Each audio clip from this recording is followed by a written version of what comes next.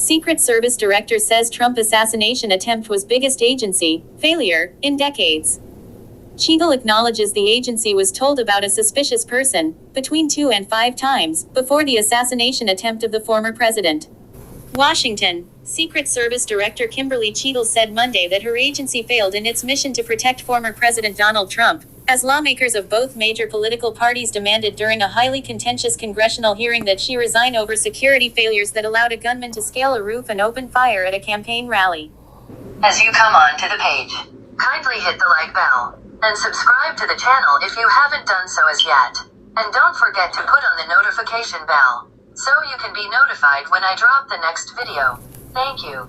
Cheadle was berated for hours by Republicans and Democrats, repeatedly angering lawmakers by evading questions about the investigation during the first hearing over the July 13 assassination attempt. Cheadle called the attempt on Trump's life the Secret Service's most significant operational failure in decades, and vowed to move heaven and earth to get to the bottom of what went wrong and make sure there's no repeat of it.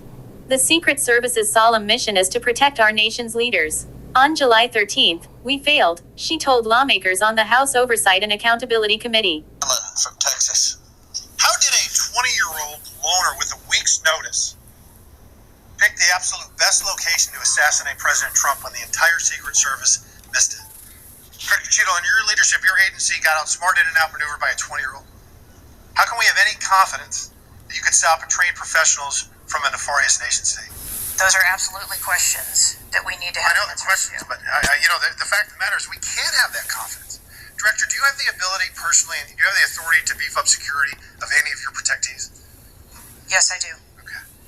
So were you also aware there was a credible threat President Trump was facing? He was facing a heightened security threat to a foreign adversary? Yes. Okay. So given that there was an increased threat to President Trump's life, was he provided a full security complement akin to what a sitting U.S. president would receive? He was provided a full complement of security based on the threat assessment that we had. That's not my question. And the venue. My question is, if he'd been the sitting president, would he have had the same security he had on July 13th, or would have been beefed up? There is a difference between the sitting No, he didn't. president So your answer is he didn't. and continuity of government and the responsibility So he that we did have. not. Okay, there wasn't a CAT team, a full CAT team on site. There wasn't counter surveillance teams on site. But this is the thing. You just said you had the ability to beef up the security. You knew about the threat, and you didn't. And that's as telling as it is chilling. We have satellite images from the Butler Fairgrounds. Have you visited the site? No, I have not. 9 days and you have not visited the site. You should have been there that night. Did you talk to, that evening, did you talk to the team, the heroes that surrounded the president? Did you call them that night? They were still operational work. So that's an answer no. Did you call them the next day? President. Yes, I spoke with You called them the very next day, not the day of. Or was it 72 hours after? I don't know the timeline, but I spoke with Okay, them because you're under oath. immediately I think it following. was 72 hours after. You waited 3 days. What is immediately clear is that there are a number of structures that need to be secured. Of these, Director, other than the first, immediate 4, what's the most dangerous site that should have been secured? Because Security 101, you got to mitigate the high ground. Yes. Okay. Do you know what the next most dangerous site? What was the closest structure to the president, other than the 4 immediate ones that you had your counter sniper teams on? There are a number of structures around that event site. You know who the shooter knew?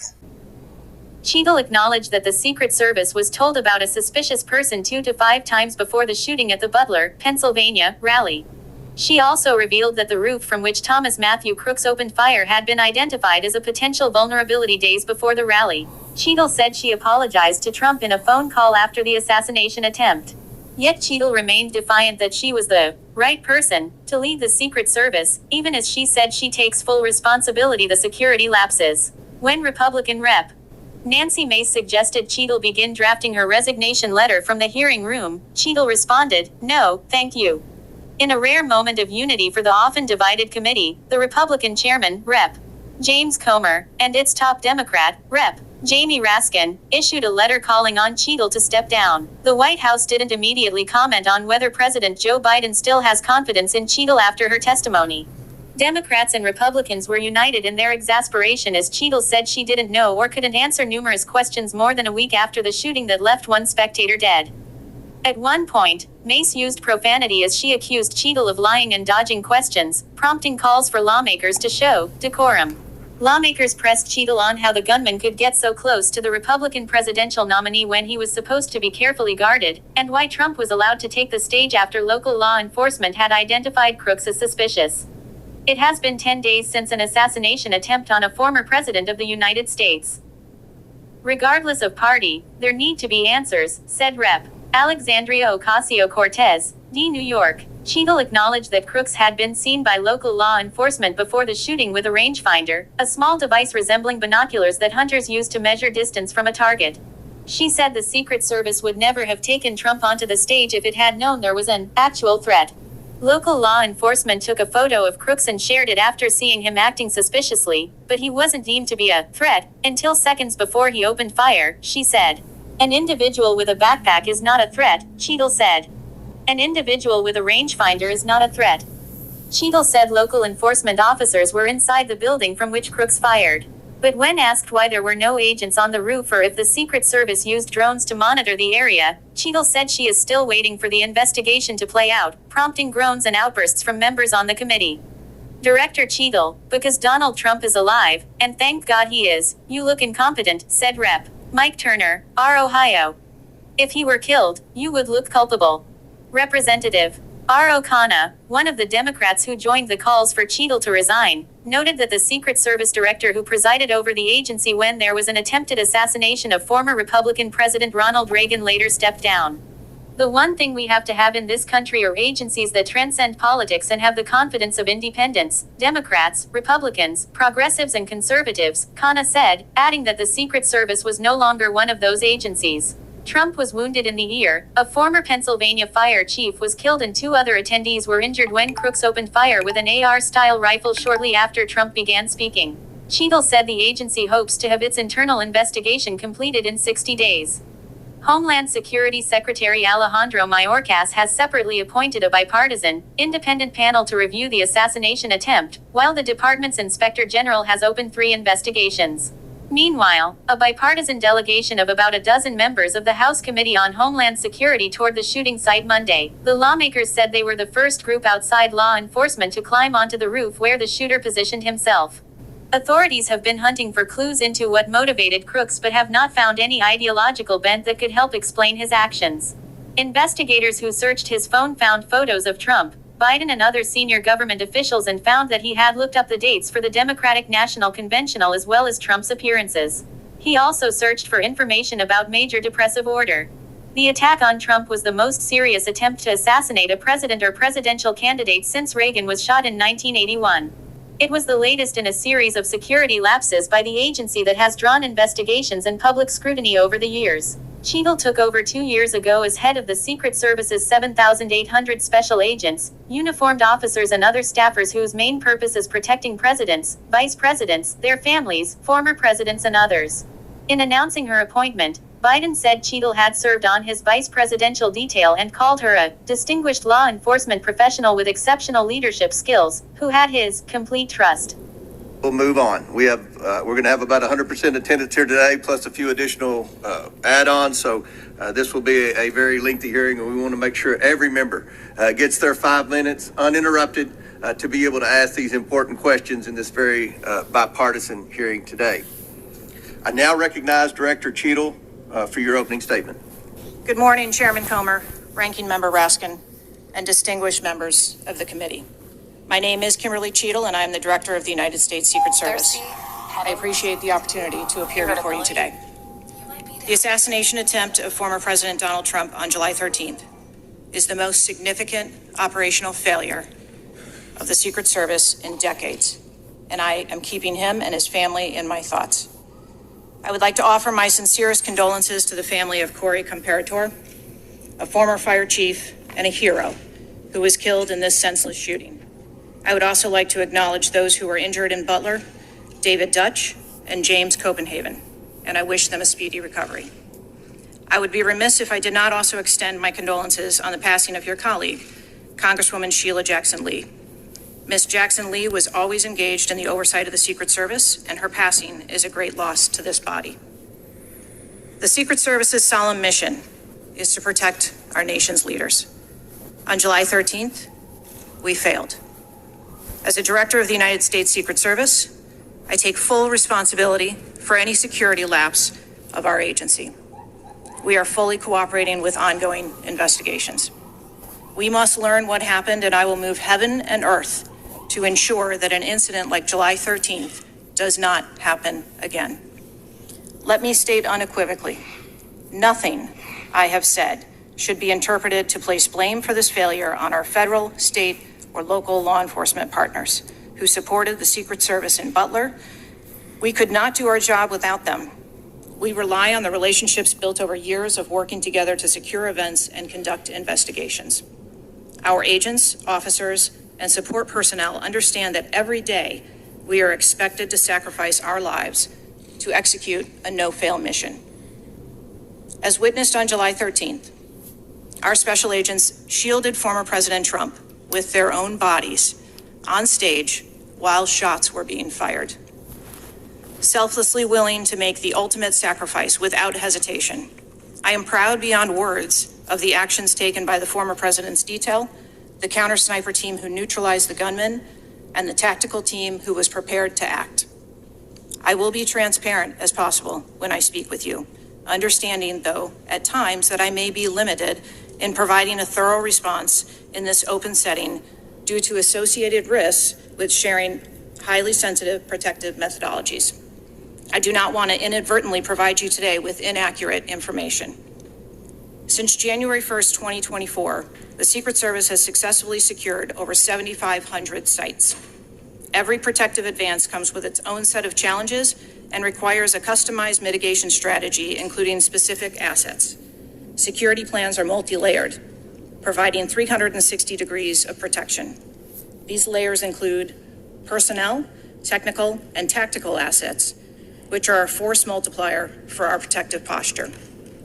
During every advance, we attempt to strike a balance between enabling the protectee to be visible and our protective requirements to be secure. I know this because I have spent 29 years in this agency. I came up through the ranks. I've secured events for every president since President Clinton, supervised on Vice President Cheney's detail, led our training center, oversaw all of the investigations and protective visits in the state of Georgia, supervised on Vice President Biden's detail, and the agency's entire protective mission during the Trump administration. The comprehensive advance process involves collaborative planning between our Secret Service, the protectee's staff, local law enforcement partners, and the level of security provided for the former president increased well before the campaign and has been steadily increasing as threats evolve.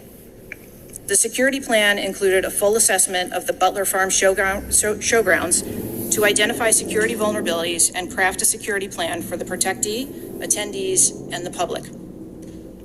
Immediately following the assassination attempt, I directed the activation of my crisis center. I assembled my executive team to begin surging more protective resources to the former president and to ensure the wellness of our people post-incident, all while securing an active crime scene. I immediately ordered a reevaluation of the Republican National Convention security plan, and I increased the security posture in the National Capital Region for all permanent protectees and sites. At the same time, I initiated a mission assurance investigation within our agency. I have instructed my team that all necessary resources will be dedicated to investigating these matters. We will not rest until we have explored every option, and we will leave no stone unturned. But I want to be clear, I am not waiting for these investigations to be completed prior to making changes. Over the past 2 weeks, we successfully led the planning and execution of the 75th NATO Summit and the Republican National Convention. Over the next few months, we will implement security plans for the Democratic National Convention, the United Nations General Assembly, and have already begun planning and coordinating the 2025 inauguration. It is now more important than ever for the men and women of the Secret Service to remain resilient and to focus on what is necessary to carry out our critical mission. Our agency needs to be adequately resourced in order to serve our current mission requirements and anticipate future requirements. The Secret Service currently protects 36 individuals on a daily basis, as well as world leaders who visit the United States, like Israeli Prime Minister Benjamin Netanyahu, who arrived in Washington, D.C. today. The coming years will bring an unprecedented heavy protection tempo. I have no doubt that the processes that I have implemented during my tenure as director, in addition to my nearly 30 years of experience in this agency, have positioned the Secret Service to be stronger. Our mission is not political. It is literally a matter of life and death, and the tragic events on July 13th remind us of that. I have full confidence in the men and women of the Secret Service. They are worthy of our support in executing our protective mission. I will now answer any questions that the committee may have. Thank you very much, Director Cheadle. We'll now begin our 5 minutes questions, and I will begin. Just for the record, the Secret Service has an annual budget of around $3.1 billion, and I believe around 8,000 employees. Is that correct? Yes, sir. Obviously, there were many security failures on the day of the attempted assassination and leading up to that day. Let's start with the building that the shooter used to shoot President Trump from. At any point Saturday, did the Secret Service have an agent on top of that roof? Sir, I'm sure, as you can imagine, that we are just 9 days out from this incident, and there's still an ongoing investigation. And so I want to make sure that any information that we are providing to you is factual. You can't, okay. Why did the Secret Service not, can you answer why the Secret Service didn't place a single agent on the roof? We are still looking into the advanced process and the decisions that were made. Well, okay. Wasn't that building within the perimeter that should be secured? Do we agree with that? The building was outside of the perimeter on the day of the visit. But again, that is one of the things that during the investigation we want to take a look at and determine whether or not other decisions should have been made. One of the things that you said, I believe in an interview, that there wasn't an agent on the roof because it was a sloped roof. Is that normal? And do you fear that immediately creates an opportunity for future would-be assassins to look for a slanted roof? I mean, this is a huge question that every American has. Why wasn't a Secret Service agent on the roof? And there have been reports that agents were supposed to be on the roof, but it was hot that day and they didn't want to be on the roof. Can you answer any of those questions, Director? So I appreciate you asking me that question, Chairman. I should have been more clear in my answer when I spoke about where we place personnel in that interview. What I can tell you is that there was a plan in place to provide overwatch, and we are still looking into responsibilities and who was going to provide overwatch. But the Secret Service in general, not speaking specifically to this incident, when we are providing overwatch, whether that be through counter snipers or other technology, prefer to have sterile rooftops. Did the Secret Service use any drones for surveillance that day? So again, I'm not going to get into specifics of that day in itself, but there are times during a security plan that the Secret Service does deploy an asset like a drone. There were reports that the shooter used a drone just a few hours before the rally start time. Is that accurate? I have heard those same reports, and again, am waiting for the final report. Do you know, if you can't answer the question, that's your answer. But can you answer this? Do you know? I'm not asking yes or no, but do you know if the shooter used a drone before the shooting? That information has been passed to us from the FBI. How many Secret Service agents were assigned to President Trump on the day of the rally?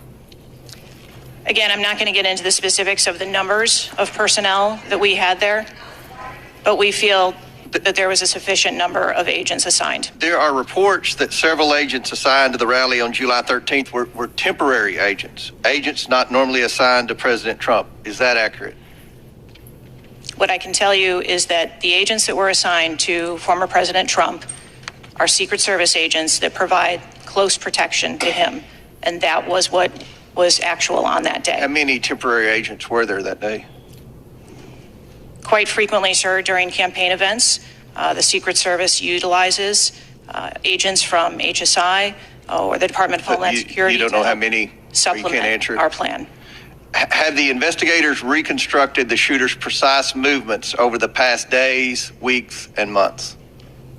So, again, we need to have confidence that if the FBI is leading this investigation, that they're leading a credible investigation, because there's some of us sitting up here today that don't have a lot of confidence in the FBI. So I will repeat the question. Have the investigators reconstructed the shooter's precise moments over the past days, weeks, and months? I understand your question, Chairman, and I share your concerns about wanting to make sure that we have factual information. The FBI is conducting a criminal investigation. The Secret Service is conducting an internal investigation. There are a number of OIG investigations, and there is the external investigation that the president Last question for me. Before July 13th, had the Trump detail requested additional resources? What I can tell you is that for the event on July 13th, the details that were the assets that were requested for that day were given. Okay. My time has expired. Chair now recognizes Ranking Member Raskin for 5 minutes. Thank you, Mr. Chairman. It's been reported that before former President Trump got up on the stage at around 6 p.m. on Saturday, July 13th, that the local police had identified and even photographed a man who was acting suspiciously. And this man, who turned out to be the gunman, had been flagged as a potential threat. Is that accurate? What I can say is that the individual was identified as suspicious. So he was known to be suspicious before former President Trump took the stage. That is the information I have received. Why was he allowed to take the stage with a suspicious person having been identified in the crowd? So I appreciate the question, and I'd like to make 2 points. If the detail had been passed information that there was a threat, the detail would never have brought the former president out onto stage. That is what we do, and that is who we are. We are charged with protecting all of our protectees. You distinguish between someone who is suspicious and someone who's threatening, is that right? We do. There are a number of times at protective events where suspicious people are identified, and those individuals have to be investigated and determined what is it that identifies that person as suspicious. So did you deny a request for additional resources that had been made by the Trump campaign? There were no assets denied for that event in Butler on the 13th. I see. So you're saying there were requests made for additional assistance for other specific events rather than for the campaign as a whole. Is that right? I'm sorry, I'm not understanding. Well, you seem to say that there were not additional resources requested for that event. And forgive me for being unfamiliar with this. Is it requested event by event, or is it requested just in general for the campaign? So if I can explain the advanced process, when an event or a venue is identified by, in this case, campaign staff, then the campaign staff works together with Secret Service agents who go out and conduct an advance. Generally, that is a 5-day time period where those discussions are had about what the perimeter is going to look like, what the size of the event is, what the venue is, and then from there, there is a request made to mitigate potential risk and threat. And I'm saying that on that day, the requests that were pushed forward were granted. So the Secret Service did not know that the gunman actually had a weapon before President Trump was allowed to get up on the stage? To the best of our knowledge and the facts that we have at this point, that is correct. So can you answer this question, which I think is on the mind of most Americans thinking about this? How can a 20-year-old with his father's AR-15 assault weapon climb onto a roof with a direct 150-yard line of sight to the speaker's podium without the Secret Service or local police stopping him? So again, sir, I will say we are 9 days out from this event, and I would like to know those answers as well, which is why we are going through these investigations to be able to determine that fully. Okay, it's been reported that the shooter was not carrying a driver's license or any form of identification. They had no idea who he was, but then he was quickly identified, I think within 30 minutes, by using the serial number on the AR-15 under a tracing system that is now controversial. Some people say we should get rid of it. Some people want to keep it. But is that right, that the serial number was the key information which led to the identification of the shooter? That is my understanding, sir, yes. Okay. If an American citizen were just to stop you and say, Director Cheadle, we support your work to the tune of billions of dollars, and thousands and thousands of employees. What went wrong? What would you say? Again, knowing that we're 9 days out, I would say, as I have said from the very outset, I accept responsibility for this tragedy. We are going to look into how this happened, and we are going to take corrective action to ensure that it never happens again. Well, I appreciate that, and I hope you will act with vigor and focus and intensity, and it seems you understand the gravity and solemnity of this to the American people. Millions and millions of Americans don't feel safe with all the AR-15s out there. We thought at least the President of the United States or a former President of the United States would be safe, but now that's not even clear. Mr. Chairman, I yield back to you. Gentleman yields back. Chair now recognizes Chairman of the House Judiciary Committee, Mr. Jordan from Ohio. Thank you, Mr. Chairman. Director, were you guessing or lying? Day after President Trump is shot, Secret Service spokesman Anthony Guglielmi said, quote, "The assertion that a member of the former president's security team requested additional security resources that the U.S. Secret Service or the Department of Homeland Security rebuffed is absolutely false." The next day, Secretary Mayorkas said, "That is an unequivocally false assertion. We had not received any request for additional security measures that were rebuffed." But 5 days later, the Washington Post said this: "Top officials repeatedly rejected requests from Donald Trump's security detail for more personnel." The next day, the New York Times said this: "Mr. Guglielmi acknowledged that the Secret Service had turned down some requests for additional federal security assets for Mr. Trump's detail." So which is it? Because both statements can't be true. Were you guessing or lying when you said you didn't turn down requests from President Trump's detail? Neither, sir, and I appreciate the question. But what were you doing? Because those statements don't jive. So what I can tell you is that for the event in Butler, there were no requests that were denied. As far as requests... Well, maybe they got tired of asking. Maybe you turned them down so darn much, they said, not worth asking. How many times did you turn them down ahead of that? I think that it is important to distinguish between what some people may view as a denial of an asset or a request. Well, is Mr. Guglielmi your spokesperson? He said he acknowledged the Secret Service had turned down some requests. I'm asking how many? A denial of a request does not equal a vulnerability. Well, tell me what it is. There are a number of ways that threats and risks can be mitigated with a number of different assets, whether that be through personnel, whether that be through technology, or other resources. Well, tell the committee which it was. They asked for additional help in some form or another. You told them no. How many times did you tell them no, and what'd you tell them no to?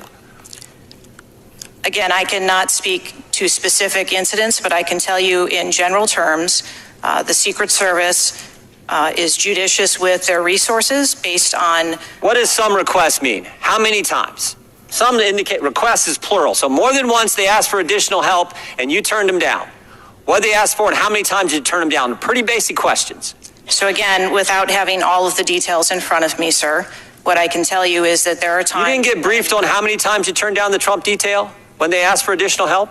I'm sorry. You didn't get briefed on that before you came to this hearing knowing you were going to get asked that question?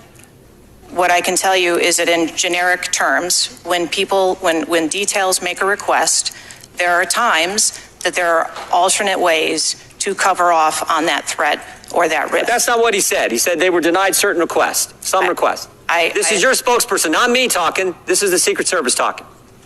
And what a change from absolutely false, unequivocally false to, oh, by the way, there were some times where we didn't give them what they wanted. That's a huge change in 5 days. And the fact that you can't answer how many times you did that, that's pretty darn frustrating, not just for me, but for the country.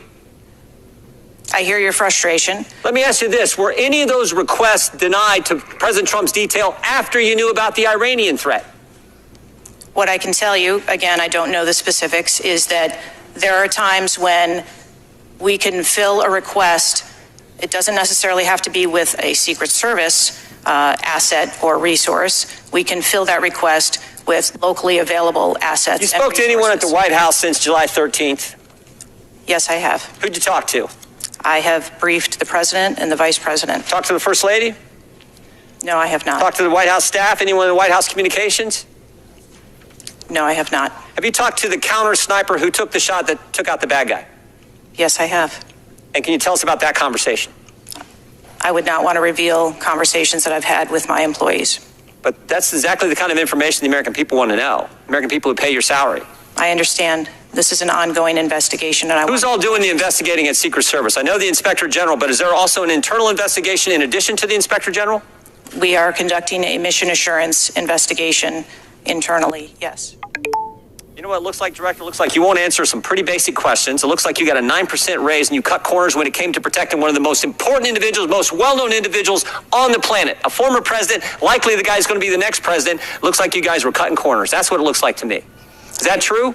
I am here today because I want to answer questions, but I also want to be cautious. You might want to, but you haven't answered, I don't think you've answered one question from the chairman, the ranking member, or me. Well, we got a lot of other people asking. We'll see if your record improves, but right now you haven't answered, I don't think, any questions. I yield back. Gentleman yields back. Chair now recognizes Ms. Norton from Washington, D.C. Thank you, Mr. Chairman. In the summer of 1963, as a law student, I traveled to the South to work in the civil rights movement. When I arrived in Jackson, Mississippi, I was met by a civil rights activist who showed me around town and tried to convince me to work in Jackson that summer. I recall talking with him and his wife about the raw atmosphere in Jackson. Later that day, he took me to the bus station for my trip to my assignment. That night, he was assassinated outside his home. His name was Medgar Evers. I condemn the political violence. It is a threat to democracy. I want to discuss one of the roots of political violence, guns. For years, Republicans, including a member of this committee, have introduced legislation and amendments to repeal or block the District of Columbia gun violence protection laws, including its bans on assault weapons and large capacity magazines. The shooter at the Trump rally used the mass shooter's gun of choice, an assault weapon, specifically an AR-15 style rifle, and presumably a large capacity magazine, which is defined in DC as a magazine that can hold more than 10 bullets. Under current DC law, DC does not recognize concealed carry permits issued by other jurisdictions, but it does issue concealed carry permits to both residents and non-residents. However, DC imposes a number of requirements on concealed carry applicants, including suitability, such as not having exhibited a propensity for violence or instability. Moreover, DC residents restricts where the guns can be carried, such as a political demonstration near the White House and Naval Observatory, or near people under Secret Service protection, provided the permit holder has been given notice. This week, the House is expected to consider the fiscal year 2025 Financial Services and General Government Appropriations Bill. This Republican drafted bill would allow an individual with a permit to carry a concealed handgun issued by a state or territory to carry a concealed handgun in DC, regardless of that jurisdiction's permit requirements. A Republican has filed an amendment to that provision to allow such an individual to carry a magazine of any size with that handgun. In short, the pending bill and amendment would allow any person with a carry permit issued by another jurisdiction to carry a concealed handgun with a magazine of any size in any location in the District of Columbia. The Secret Service is responsible for protecting a large number of people and facilities in D.C. Director Cheadle, would Secret Service protectees in D.C. be safer or less safe if people who have exhibited a propensity for violence or instability could carry a concealed concealed handguns in D.C.? I think being a Secret Service agent and an officer or a law enforcement officer in any state is difficult. They are required to make decisions and snap judgments in the blink of an eye. And I think that the officers and the agents that work here in the DC area do a great job of monitoring the public and reacting to threats as appropriate when they arise. Would Secret Service protectees in D.C. be safer or less safe if people in D.C. could carry concealed handguns with large capacity magazines? I think, ma'am, that we work in parameters where we travel around North America, and the rules on open carry and concealed carry are different from state to state. And that is part of what the Secret Service takes into account when we develop a security plan. Obviously, anyone that comes into one of our protective sites, we would establish magnetometer support, metal detectors that personnel would have to process through, eliminating that potential. Would Secret Service protectees in D.C. be safer or less safe if more people could carry handguns in D.C.? I think, again, as I stated, ma'am, we want to make sure that we provide a safe environment for all of our protectees, and whatever measures we would need to put in place for a secure site, we would do so. I yield back. Gentleladies, time's expired. Chair now recognizes the Chairman of the House Intelligence Committee, Mr. Turner from Ohio. Director Cheadle, your opening statement indicates that the Secret Service constructed a security plan for the site in Pennsylvania. I'm assuming that security plan would also include the security footprint for the site, but it also would be based upon a threat assessment for the risk threats associated with Donald Trump and the crowd in attendance. Would it not include a threat assessment? Yes, it would. So that threat assessment, as we know, basically would have started with, there's a generalized threat against Donald Trump because he is a presidential candidate. Then it would have gone to he's a former president and he gets security coverage just as Bush, Clinton, Carter, Obama do. And then you also have the heightened political environment. Even for those, it's clear that the security footprint, that the threat assessment was insufficient, which permitted then a 20-year-old to actually enter with a weapon and shoot Donald Trump. But I want to ask you about two other aspects of the threat assessment. It is known and public that Iran is a threat risk for Donald Trump. They're a threat risk for John Bolton, former Secretary of State Pompeo, and Donald Trump, because they have indicated they want to assassinate them as a result of retaliation for the killing of Soleimani. That is both for Iran a generalized threat. They're targeting these individuals, but also most recently a specific threat to Donald Trump himself.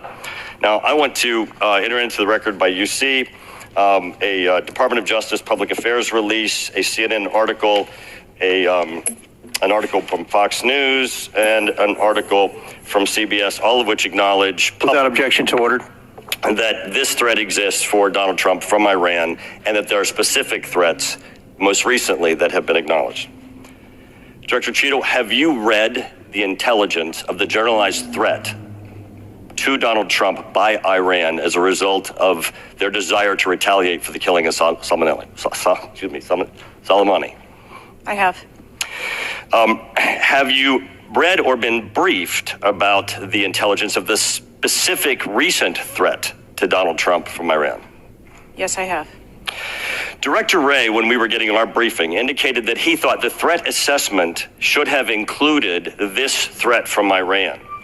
Is it your testimony today that the threat assessment, since you've read this intelligence, was sufficient to protect him from this threat from Iran? My testimony today is that the information that we had at the time was known. Was it sufficient? Director Cheadle, was it sufficient for the Iranian threat that you said you have read the intelligence briefings for? That information was passed to... Well, I'm not asking the bureaucratic issue of who did it get passed around to. Director Cheadle, was it sufficient for the specific and generalized threat to Donald Trump's life from Iran? Yes, I do believe it was.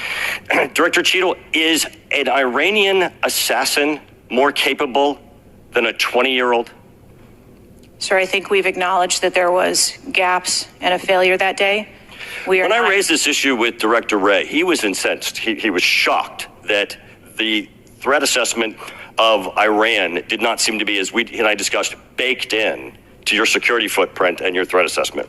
And he went on to say that the generalized threat that he has told the whole country that we are under from a potential terrorist threat. He has said we're under the highest threat level since 9/11, that the lights are flashing red. And he has specifically indicated that people have crossed the southern border as a result of the Biden administration's policy, and that there are in our country today terrorists and individuals who are affiliated with terrorist groups and organizations. That would be a heightened threat environment, Director Cheadle, would it not? Yes.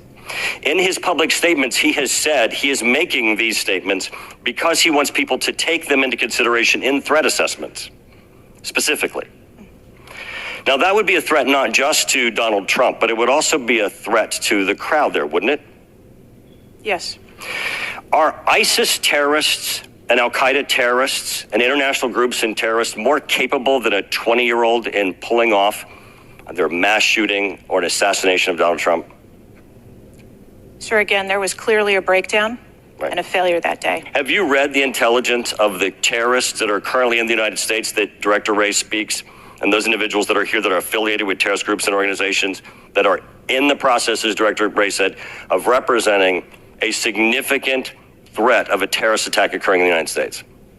I have read reports that apply specifically to the Secret Service's mission. Director Cheadle, because Donald Trump is alive, and thank God he is, you look incompetent. If Donald Trump had been killed, you would have looked culpable. There is no aspect of this that indicates that there has been any protection to Donald Trump. The threat was identified before he took the stage, and the shooter was only killed after Donald Trump himself was killed.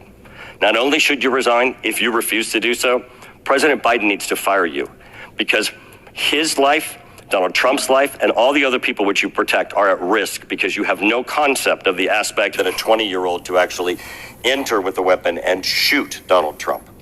But I want to ask you about two other aspects of the threat assessment.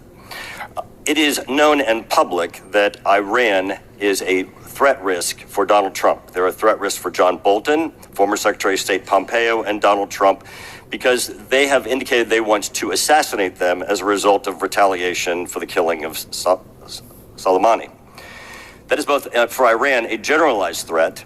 They're targeting these individuals, but also most recently a specific threat to Donald Trump himself. Now, I want to enter into the record by UC a Department of Justice Public Affairs release, a CNN article, an article from Fox News, and an article from CBS, all of which acknowledge Without objection to order. That this threat exists for Donald Trump from Iran, and that there are specific threats, most recently, that have been acknowledged. Director Cheadle, have you read the intelligence of the generalized threat to Donald Trump by Iran as a result of their desire to retaliate for the killing of Soleimani? I have. Have you read or been briefed about the intelligence of the specific recent threat to Donald Trump from Iran? Yes, I have. Director Wray, when we were getting our briefing, indicated that he thought the threat assessment should have included this threat from Iran. Is it your testimony today that the threat assessment, since you've read this intelligence, was sufficient to protect him from this threat from Iran? My testimony today is that the information that we had at the time was known. Was it sufficient? Director Cheadle, was it sufficient for the Iranian threat that you said you have read the intelligence briefings for? That information was passed to... Well, I'm not asking the bureaucratic issue of who did it get passed around to.